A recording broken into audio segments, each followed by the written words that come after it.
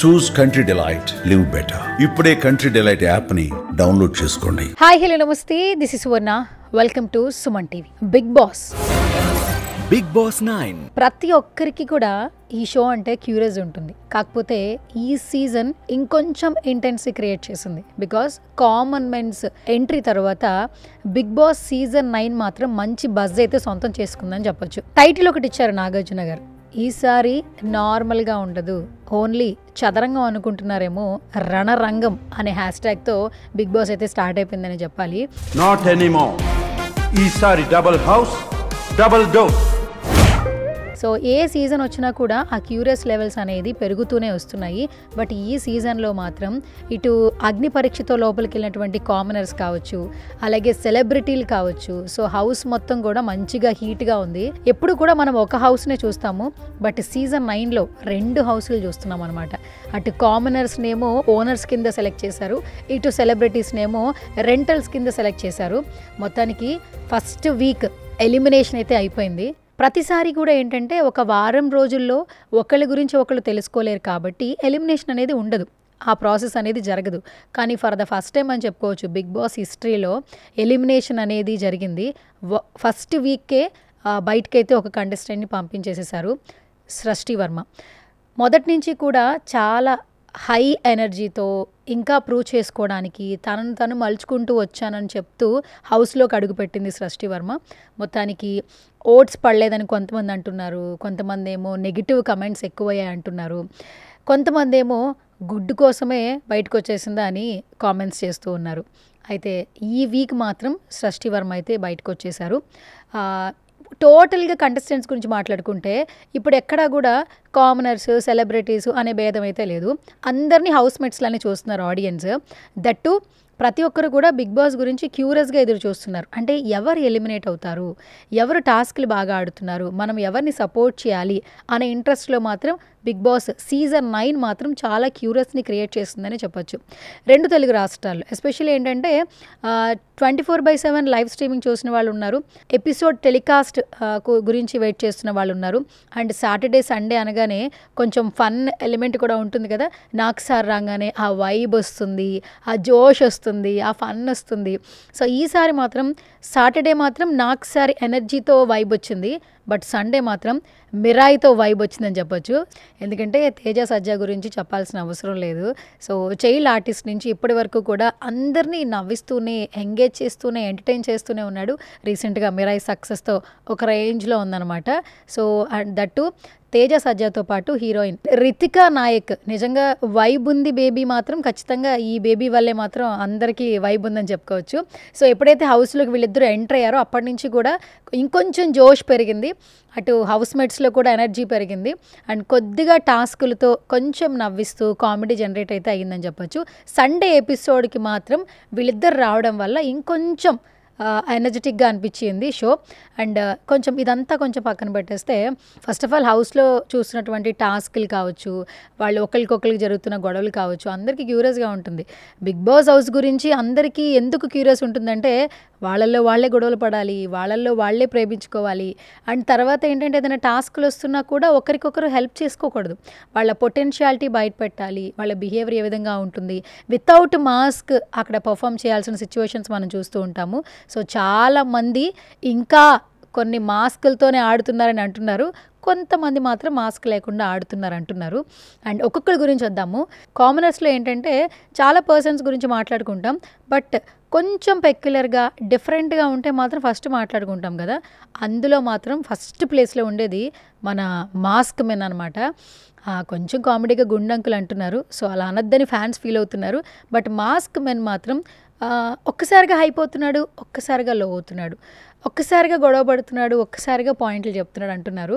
కానీ సాటర్డే ఎపిసోడ్లో నాకు సారే కొంచెం హరిత హరీష్ అని పిలవడానికి ఆలోచిస్తున్నాను, నువ్వు మళ్ళీ మారినప్పుడు హరిత హరీష్ అని పిలుస్తాను, ఇప్పుడు మాత్రం హరీష్ అని పిలుస్తాను అన్నారు. ఆ పాయింట్కి మాత్రం కొంచెం మాస్క్ మెన్ని లైక్ చేసిన వాళ్ళు మాత్రం బాధపడుతూ ఉన్నారు. బట్ చూద్దాం, నాకు సార్ చెప్పిన తర్వాత మన మాస్క్ మెన్ ఆట తీరు ఏమైనా మారుతుందా, సో ఎక్కడ మైనస్ జరిగింది ఏమైనా తెలుసుకుంటాడా, ఈ ఎపిసోడ్లో మాత్రం ఖచ్చితంగా మనం తెలుసుకోవచ్చు. కానీ మాస్క్ మెన్నికైతే బాగా లోపల హీట్ ఎక్కువ ఉంది. చాలామంది ఇటు ఇమ్ముక్ కావచ్చు, ఇటు ఇమాన్యుయల్ కావచ్చు, అటు కొంచెం ఆ హౌస్మేట్స్లో కూడా కొంచెం వ్యతిరేకత ఉంది. బట్ ఈ వారం మన మాస్క్ మెన్ అంటే బయటే కాదు హౌస్లో కూడా అందరి హృదయాలను గెలుచుకుంటాడా లేదా, హృదయ మానవ్ అంటున్నాడు కదా. సో హ్యాష్ ట్యాగ్ అనేది సొంతం చేసుకుంటాడా లేదా అనేది వెయిట్ చేయాల్సిందే. అండ్ నెక్స్ట్ ఇమాన్యుయల్ ఏంటంటే ఫుల్ కామెడీతో మనందరినీ బాగా నవ్విస్తూ ఉన్నాడు. అంటే ఒక్కొక్కసారి ఆ కామెడీ ఓవర్లాప్ అవ్వడం వల్ల, ఆ లైన్ క్రాస్ అవ్వడం వల్ల మన మాస్క్ మీద కోపం వచ్చిందేమో అనిపిస్తూ ఉంటుంది. బట్ అది ఏంటంటే ఫ్రెండ్లీగా తీసుకుంటే ఫ్రెండ్లీగా అనిపిస్తూ ఉంటుంది, సీరియస్గా తీసుకుంటే ఖచ్చితంగా సీరియస్గా చూస్తూ ఉంటారు. చూద్దాం మరి ఇమాన్యుయల్ పర్ఫార్మెన్స్ ఈ వీక్ ఎలా ఉంటుంది ఏంటి అనేది. అండ్ మెయిన్గా హౌస్మేట్స్ అందరూ మాట్లాడుకుంటున్నారు, బయట మాట్లాడుకుంటున్నారు గుడ్డు కోసం. సో ఈ గుడ్డు టాపిక్ వచ్చినప్పుడల్లా మనకి మన హీరోయిన్ సంజన గారు కనిపిస్తూ ఉంటారు. ఒక గుడ్డు టాస్క్ వల్ల ఇంత జరుగుతుందా అని అసలు నెవర్ ఎక్స్పెక్టెడ్. చాలామంది ఏంటంటే సృష్టి బయటకు వచ్చిన తర్వాత కేవలం గుడ్డు కోసం ఇదంతా జరిగిందా అని ఆలోచిస్తూ ఉన్నారు. సో గుడ్డు కోసం కాదు అని ఆవిడ చెప్తూ ఉంది. రీసెంట్గా బయటకు వచ్చిన తర్వాత ప్రతి సెలబ్రిటీతో హోస్టింగ్ అనేది జరుగుతూ ఉంటుంది. సో ఆ ఇంటర్వ్యూ సెషన్లో మనకి ఈసారి ఈ బిగ్ బాస్ సీజన్ 9కి మాత్రం శివాజీ గారు కనిపిస్తూ ఉన్నారు. సో ఆయన పర్ఫార్మెన్స్ గురించి మనం చెప్పాల్సిన అవసరం లేదు, బట్ హోస్ట్గా ఎలా ఉంటారనేది కొంచెం క్యూరియస్ పెరిగింది. సో ఎప్పుడైతే ఈ సృష్టి వర్మతో చేసినటువంటి ప్రోమో బయటకు వచ్చిన తర్వాత విపరీతమైన హైప్ క్రియేట్ అయిపోయింది బజ్కి. సో బిగ్ బాస్ నుంచి బయటకు వచ్చే కంటెస్టెంట్స్ని ఏ విధంగా ఆయన కంటెంట్తో ఎంటర్టైన్ చేస్తారు, బయట ఆడియన్స్ అనేది ఒక క్యూరియస్ అయితే పెంచేశారు. గుడ్డు కోసం ఇదంతా అవసరమా అని మన శివాజీ గారే అన్నారు. సో మరి బయట కామెంట్స్ కూడా అవే వస్తున్నాయి అన్నమాట. చూద్దాం సృష్టి వర్మ ఏం చెప్పింది నెక్స్ట్. అంటే ప్రోమో చూసే మనం డిసైడ్ అవ్వలేం కాబట్టి ఫుల్ ఎపిసోడ్ చూసిన తర్వాత అసలు ఏం జరిగింది ఏంటో మనకు తెలుస్తుంది. అండ్ ఈ వారం మాత్రం చాలా హీట్గా ఉంటాయి టాస్క్లు అనిపిస్తుంది. ఎందుకంటే ఫస్ట్ వీక్లోనే ఎలిమినేషన్ జరిగింది. నెక్స్ట్ వీక్లో ఎవరు ఎలిమినేట్ అయిపోతారో, కామనర్స్ ఎలిమినేట్ అవుతారా, సెలబ్రిటీస్ ఎలిమినేట్ అవుతారా అనేది తెలియదు. ఎందుకంటే ఫస్టే సెలబ్రిటీస్ ఎలిమినేట్ అయిపోయారు. సో కామనర్స్ కూడా అవ్వచ్చు అని బయట అంటున్నారు. బట్ ఈ సీజన్ మాత్రం చదరంగం కాదు రణరంగమే, ఎందుకంటే 2 హౌసులు కదా. సో ఈ హౌస్ తర్వాత మళ్ళీ ఒక టాస్క్ అయితే ఇచ్చారు బిగ్ బాస్. ఆ టాస్క్ కనుక సక్సెస్ఫుల్గా మన సెలబ్రిటీలు కనుక బాగా ఆడితే ఒక్క హౌస్గా చేస్తారు అంటున్నారు. చూద్దాం తర్వాత ఫ్యూచర్లో ఇంకా ఏం చేంజెస్ జరుగుతాయో, బిగ్ బాస్ ఇంకా ఎలాంటి నిర్ణయాలు తీసుకుంటారో తెలియదు. బట్ రైట్ నౌ మాత్రం ఇటు కామనర్స్లో కావచ్చు, అటు సెలబ్రిటీస్లో కావచ్చు, ప్రతి ఒక్కరూ చాలా బాగా ఆడుతున్నారు. అండ్ ఒక్క పర్సన్ గురించి అయితే ఖచ్చితంగా మాట్లాడుకోవచ్చు ఈ 2 వీక్స్లో, రాము రాథోడ్. సో రాము రాథోడ్ మనందరికీ తెలుసు, ఒక మంచి సింగర్గా, డాన్సర్గా, ఒక పల్లెటూరి వాతావరణం నుంచి వచ్చిన ఒక వ్యక్తి ఒక పాట ద్వారా ఖండాలకి దాటేసేంత ప్రేమను సంపాదించుకున్నాడు. తన పాట ప్రపంచం మొత్తాన్ని బాగా ఎంజాయ్ చేసింది. సో అలాంటి పాటతో బిగ్ బాస్ హౌస్లోకి అడుగుపెట్టిన రాము రాథోడ్ ఫస్ట్ వీక్లోనే ఎంతోమంది హార్ట్ని సంపాదించుకున్నాడని చెప్పచ్చు.